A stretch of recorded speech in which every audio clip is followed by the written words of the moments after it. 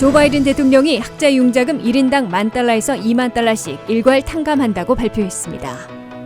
물가가 정점을 찍고 하락하고 있다는 신호가 나오고 있는 가운데 어떤 물건들의 가격이 떨어지고 있는지 알아봤습니다. 물가 상승에 영국이 식품 유통기한을 삭제하는 조치를 취하자 미국 등 다른 나라들도 도입할 것이란 관측이 나오고 있습니다. 미국이 9월 5일부터 오미크론 하위 변이들의 2배 강한 새 백신 접종에 돌입할 예정입니다. 미국의 근로자들 가운데 300만 명 이상이 장기 코로나 감염 증상으로 일하지 못하고 있는 것으로 조사됐습니다. 여러분 안녕하십니까? 워싱턴 뉴스 투데이입니다. 조 바이든 대통령이 4,500만 명이 빚지고 있는 학자 융자금 가운데 대다수에게는 1인당 $10,000씩, 펠그란트를 받은 사람들은 $20,000씩 일괄 탕감한다고 발표했습니다. 이번 조치로 전체 절반에 가까운 2천만 명은 전액 탕감받아 학자금 융자 빚에서 해방되며 월 상환은 12월 31일까지 넉 달 더 유예됩니다. 보도에 한면택 기자입니다. 조 바이든 대통령이 수천만 명의 미국인들에게 학자 융자금 빚에서 해방을 선언했습니다. 조 바이든 대통령은 백악관에서 4,500만 명이 1조 6천억 달러나 빚지고 있는 학자 융자금의 부담을 덜어주기 위해 대다수에게는 $10,000씩을, 펠그란트를 받은 사람들은 $20,000까지 일괄 탕감한다고 발표했습니다. If you make under $125,000, you get $10,000 knocked off your student debt. If you make under $125,000 a year and you received a Pell Grant, you'll get an additional $10,000 knocked off that total. 학자 융자금 일괄 탕감을 받으려면 연소득이 개인 12만 5천 달러, 부부 25만 달러 이하여야 합니다. 이로써 4,500만 명 가운데 고소득층을 제외하고 4,300만 명은 $10,000 내지 $20,000씩 일괄 탕감받게 됩니다. 특히 연방 학자금 융자를 받아온 대학생, 대졸자 10명 중에 6명이 저소득층에게 무상 지원하는 펠그란트를 받은 것으로 나타나 이들은 $10,000가 아닌 $20,000까지 빚이 없어지게 됩니다. 이에 따라 이번 일괄 탕감에 해당되는 4,300만 명 중에서 거의 절반인 2천만 명은 $10,000 내지 $20,000 이하였던 빚이 전액 없어지게 돼 학자 융자금 빚에서 해방됩니다. 연방교육부에 따르면 학자 융자금 빚을 지고 있는 전체에서 33%는 현재 밸런스가 $10,000 이하로 집계됐습니다. 또 다른 20%는 $10,000에서 $20,000 사이인데 이들의 다수는 펠그란트 수혜자들로 $20,000까지 전액 탕감받게 됩니다.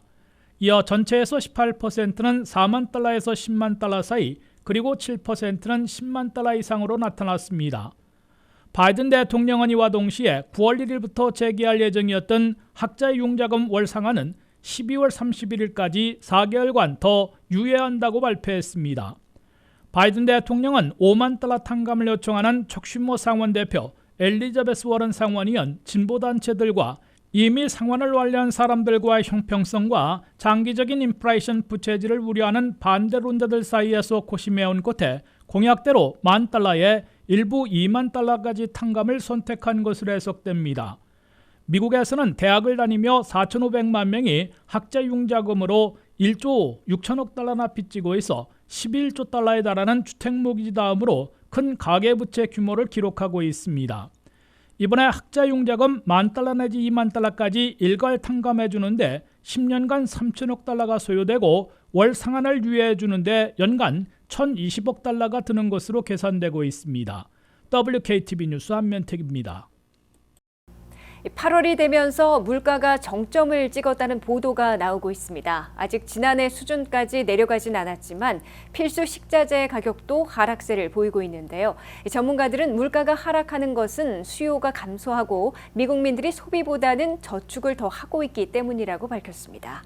어떤 물건들의 가격이 가장 많이 떨어지고 있는지 박남주 기자가 알아봤습니다. 물가가 정점을 찍고 하락하고 있다는 신호가 곳곳에서 나오고 있습니다. 1년 전보다는 여전히 높은 수치지만 일부 필수 소비재를 중심으로 가격이 내려가고 있습니다. 특히 옷과 신발, 전자제품 등의 가격 하락이 뚜렷합니다. 매일 식탁에 오르는 닭고기의 가격도 24% 하락했습니다. 계란값은 이보다 더 하락해 60% 저렴해졌습니다. 우유와 소시지, 토마토의 가격도 내려가고 있습니다. 미 전역의 평균 휘발유 값은 현재 $3.90로 6월 $5 이상에서 크게 하락했습니다. 항공료도 노동절 이후 50% 이상 가격이 내려갈 것으로 전망되고 있습니다. 호텔비와 렌트비 역시 서서히 하락 추세입니다. 물가가 떨어지는 건 수요가 약해졌기 때문입니다. 전문가들은 미 국민들이 소비를 줄이고 저축을 더 하기 시작했다 밝혔습니다. 설문조사에 따르면 가계 재정 상태에 따라 소비 변동이 심한 임의 소비자의 경우 47% 수요가 줄었습니다. 미 국민의 35%는 소비보다는 비상시를 대비해 돈을 더 모으고 있다 답했습니다. 은퇴 준비를 위해 저축을 늘렸다는 응답도 19%나 됐습니다. 자동차를 살 계획이라면 새 차보다는 중고차를 노려보는 게 더 이익입니다. 신차의 재고는 여전히 부족하지만 중고차는 재고가 늘고 있어 가격 하락이 이미 시작됐기 때문입니다. 경제 전문가들은 또 금리가 높아지고 있는 만큼 신용카드 부채가 있다면 빨리 갚는 편이 좋다 조언합니다. WKTV 뉴스 박남주입니다. 소비자 물가 상승률이 최고치를 기록하면서 버려지는 식품을 조금이라도 줄이고자 유통기한을 없애는 조치를 영국이 도입했습니다. 유통기한이 지나 버려지는 식품들 중 신선도가 남아있는 식품의 상품성을 지켜 판매하겠다는 유통업체들의 아이디어인데 획기적이라면 미국을 비롯한 여러 나라들도 도입할 것이란 관측이 나옵니다. 김지수 기자가 보도합니다.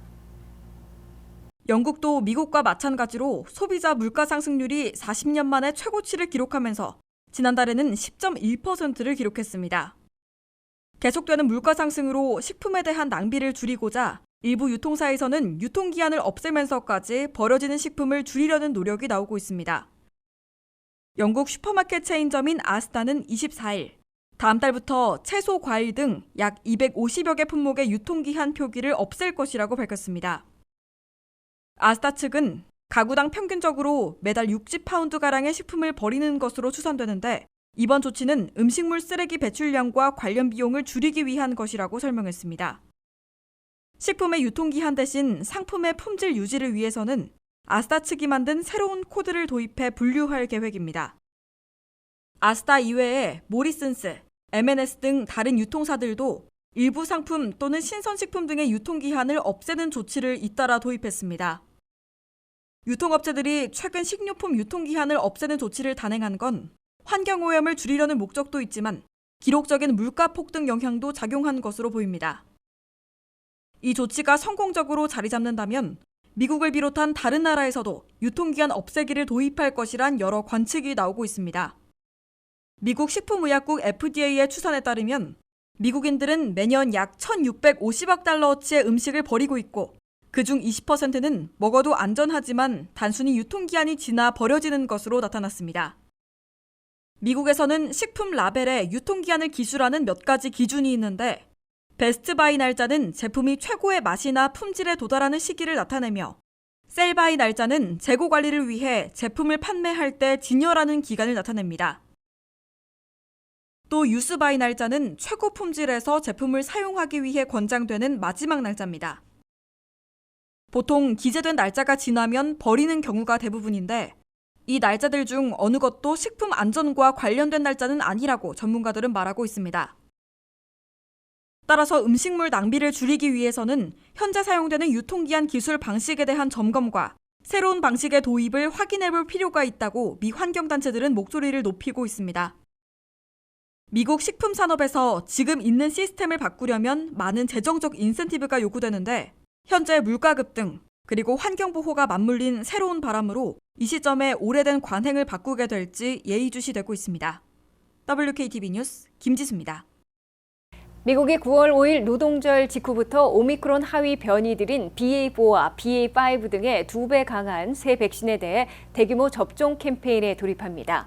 FDA와 CDC는 9월 2일까지 새 백신에 대해 긴급 사용을 승인하고 화이자는 12세 이상, 모더나는 18세 이상 성인들을 대상으로 대대적인 접종에 착수하기로 했습니다. 김윤미 기자의 보도입니다. 미국이 오리지널 백신에 이어 오미크론 변이들을 타겟으로 개발된 새 백신에 대한 대대적인 접종 캠페인에 돌입할 채비를 하고 있습니다. 바이든 행정부는 새로 개발된 오미크론 양가 백신에 대해 화이자 1억 500만 도스, 모더나 6,600만 도스를 합해 1억 7천만 도스를 확보하고 9월 5일 노동절 직후부터 대규모 접종에 착수키로 했다고 발표했습니다. 이를 위해 FDA는 추가 데이터를 기다리거나 외부 전문가 자문위원회 권고 절차를 거치지 않고 곧 화이자와 모더나의 새 백신을 긴급 사용 승인키로 했습니다.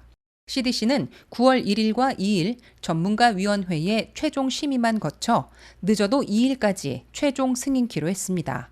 대통령 의료 고문인 앤서니 파우치 박사와 FDA 백신 책임자인 피터 막스 박사는 올 가을 오미크론 변이들이 기승을 부릴 때까지 더 많은 데이터와 전문가 권고를 기다리는 것보다는 매우 신속하게 접종에 돌입하는 게 훨씬 더 낫다고 강조했습니다.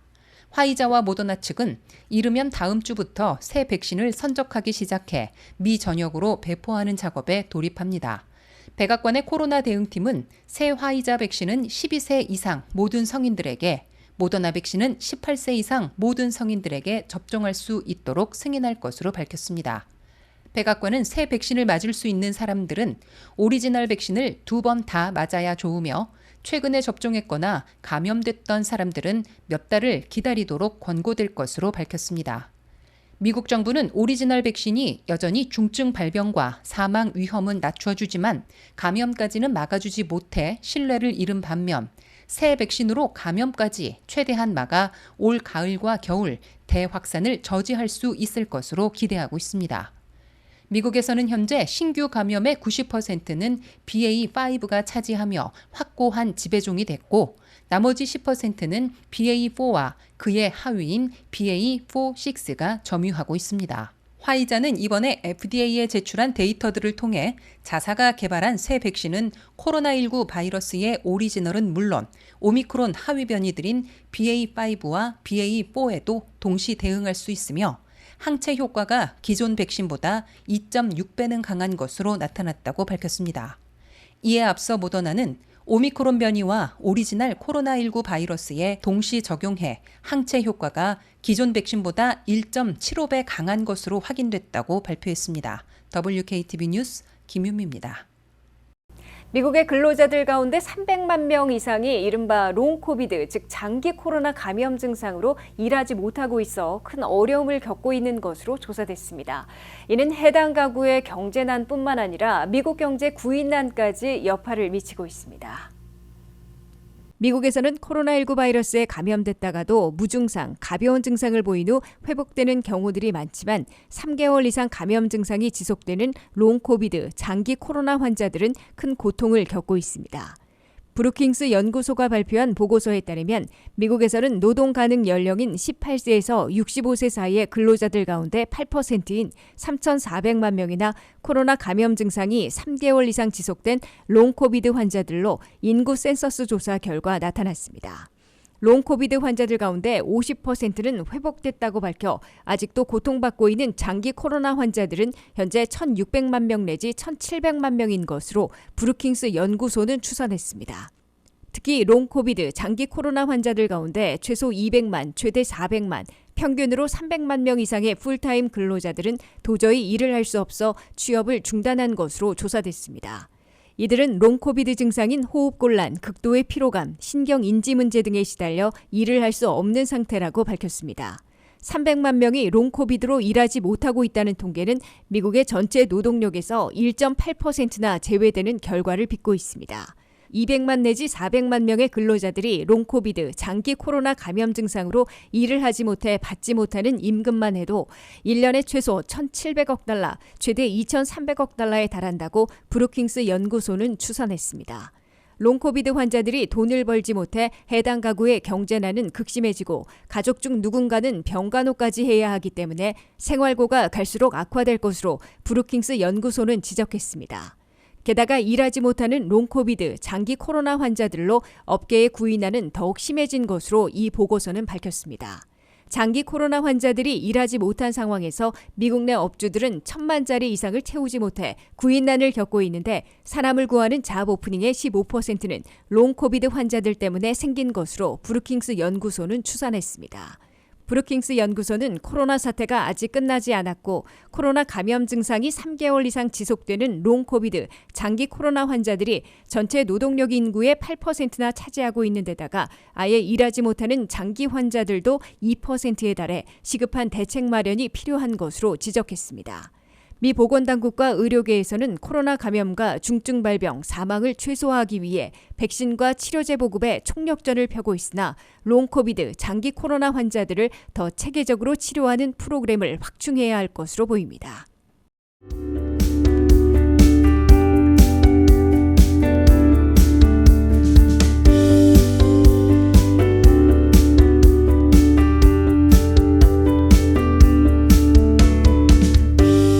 이상으로 워싱턴 뉴스투데이를 마치겠습니다. 시청해주신 여러분 고맙습니다.